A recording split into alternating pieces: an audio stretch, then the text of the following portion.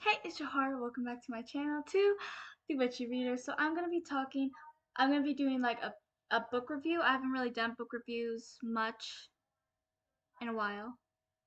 Um, they're not my favorite type of videos to do, so I don't usually do book reviews.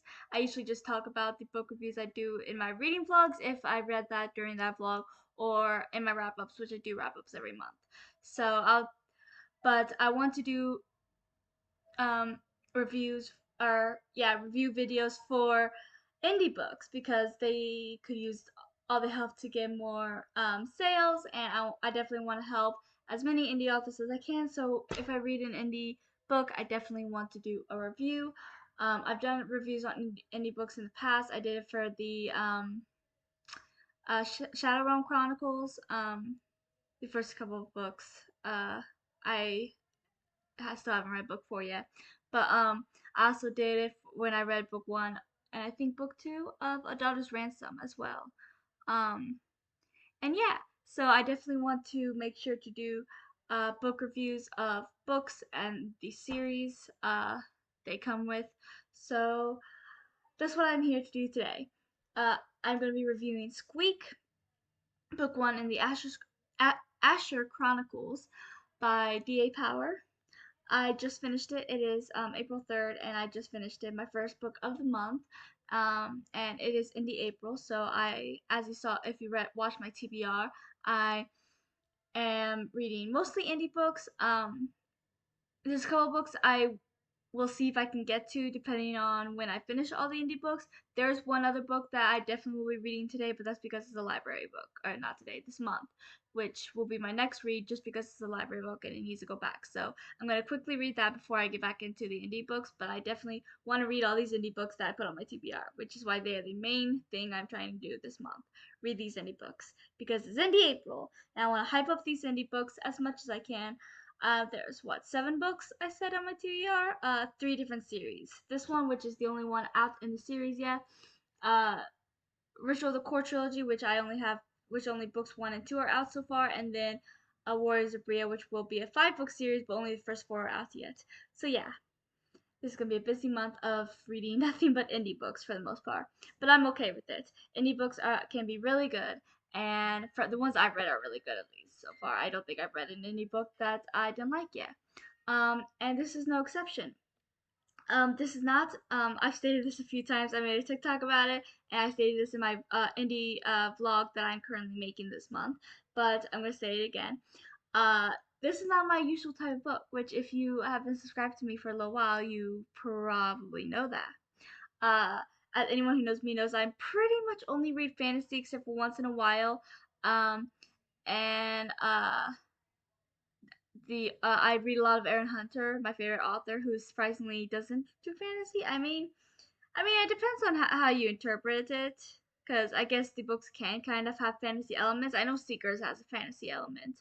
That's one of my favorite series of all time. If you did not know that, if you've been subscribed to my channel for a little while, you probably do. But that has a fantasy element because one of the characters is a shapeshifter. But yeah, so this is not my normal book. But I'm so glad I decided to give it a try because it was so good. The author's really nice as well. I met her through Twitter, and we talked. And she even signed the book, which was really sweet. So yeah, that was really sweet. And yeah, she's really nice, and I'm so glad I gave this book a try because I really did love it. I rated it 5 stars and reviewed it on Amazon and Goodreads. The Amazon one is still processing, but I just really enjoyed it. Let me read the back of it first. It says 10-year-old Celeste. I don't know why I keep wanting to say Celeste. I don't know. I don't think that's a name. 10-year-old Celeste Asher is as shy, quirky, and awkward as they come. After her mother remarries and moves her away from her friends, she finds herself alone and targeted by local bullies known as the Beasley Trio. If that isn't bad enough, her new stepfather is her 5th grade teacher. One day, using courage she didn't know she had, Celeste rescues a mouse from being tortured by the same bullies who torment her. Her unexpected bravery is the spark that causes her fellow students to take a second look at the quiet new girl. Her awkwardness is multiplied by an unusual new friend and newly discovered ability, both of which she has no choice but to keep secret. This coming-of-age tale, set in 1984, is about a young girl who, with the help of a special little friend, learns to stand up for herself, develop confidence, make friends, and bond with her stepfather.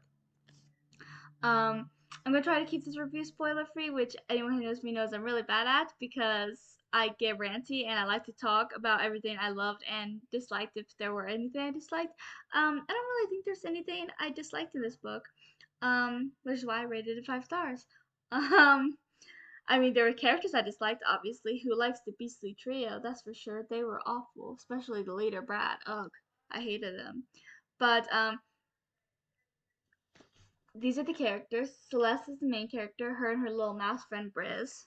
You can see Briz in the back there. And I really liked their uh relationship.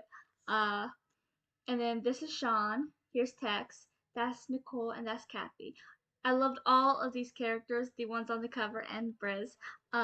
They were all just so sweet and funny, and I loved the connection Celeste had with all of them.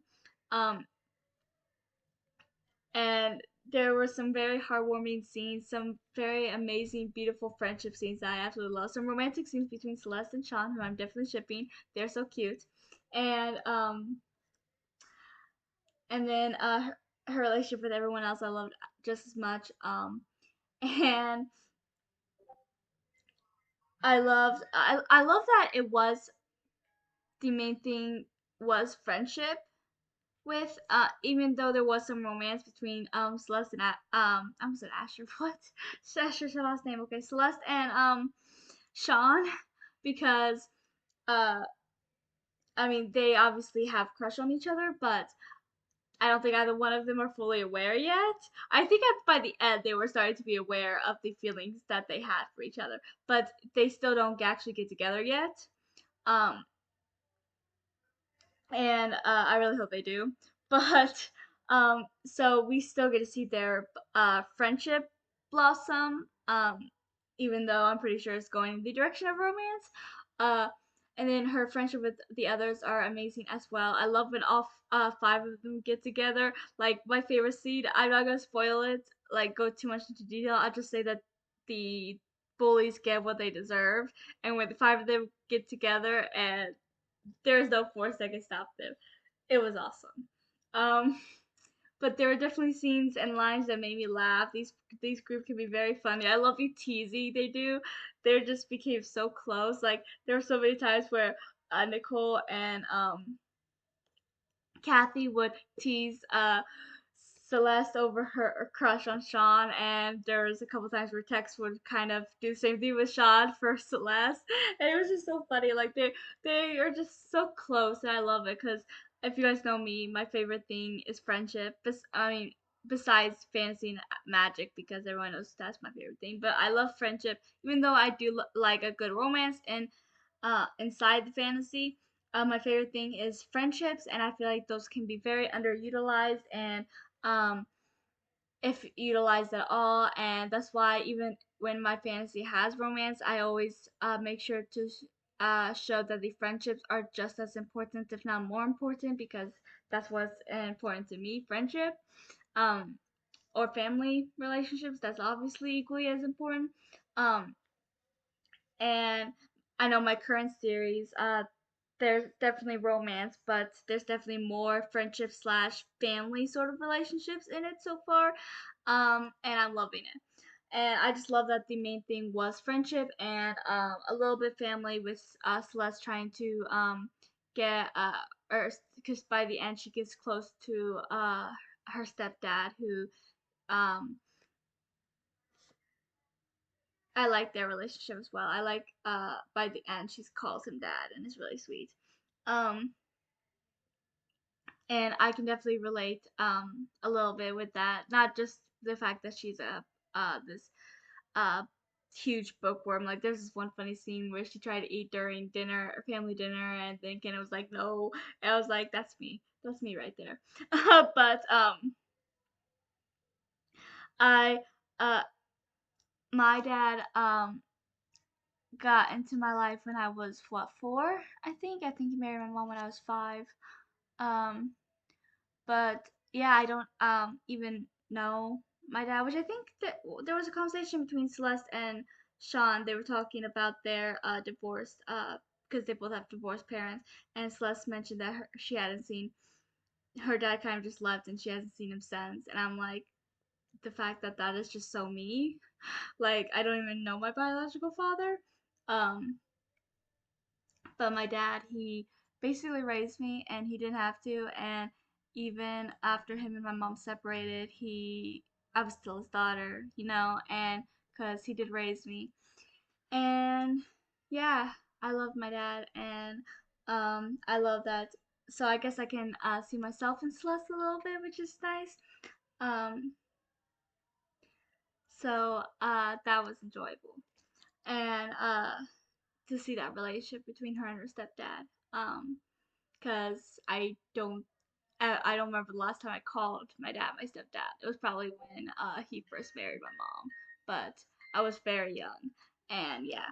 So he's my dad. End of discussion. And it's the same thing with Celeste and her stepdad, who becomes her actual dad, and it was just really sweet. I don't think you see that very much, especially in middle grade, and it was sweet to see that. So I feel like I reflected myself on Celeste a little bit in some ways.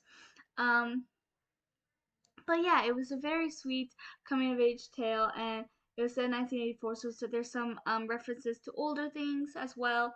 Um, and I got there was one thing very early on in the book. I think it was chapter 1 or 2 when there was a reference to Gremlins, which made me laugh because I love Gremlins. I haven't actually seen the movies in a while, but I want to rewatch them because I love them. And my mom even has this gizmo. He's out in the living room, and I think he used to make noise. I don't know if he still does. I haven't tried it in a while. Oh, I don't think he does anymore because I think if I remember correctly, it was like it was based on motion, and whenever there was movement towards Gizmo is when Gizmo would move and make noise, and it would always freak people out. Like even my mom would get freaked out every so often because she would forget Gizmo was there, and then she would jump because he would just move and make noise, and I always found it hilarious. But yeah, um, and there's also a reference to Never Ending Story. I've never actually seen it, but that's actually where my mom got one of my sister's names from. The one that's a year younger than me, because I have many siblings. um, and her name's Fantasia, so she got her name from that movie. She watched it twice. The first time she fell asleep, but she finally watched it, but didn't like it. Said it was very boring, and I don't know why I would like it, honestly. I still haven't watched the movie where my name came from. It's the Jewel of the Nile, which is I think there's like 2 movies, and I think Jewel of the Nile is the second one, which is the one she got my. I forgot what the name of the first movie was, but yeah, my name came from the Jewel of the Nile. So yeah, um, and there were some other references, but I don't remember them all now. Um, but those are the ones that stood out. Never Ending Story was brought up a few times. Um, so the author must obviously love that movie, but yeah. But I enjoyed it. It definitely made me laugh sometimes, and it was very heartfelt. And yes, there were some sad scenes that made me very sad near the end. But it all worked out, and it was all very sweet. And like I said, I love Celeste and her relationship with all these people and her stepdad. Um, it was just a very sweet story, and definitely highly recommend, especially since it's indie April. Definitely check it out. It's a pretty quick read. I read it in 2 days. I started it on the first, and then yesterday I didn't get any reading done because it was very busy and stressful day. But then today I sat down and read it and finished it, and I loved it. And I can't wait for book 2. Um, whenever that comes out. And yeah, so definitely check this out if you have not yet, and I hope you enjoy it as much as I did. It's a very cute read, and I think y'all like it, even if it's not your usual cup of tea, because that's definitely what happened with me. So yeah, definitely check it out, and please like and subscribe, and comment if you plan to just read it, if you already have, your feelings on it, and we'll discuss below in the comments. Until next time.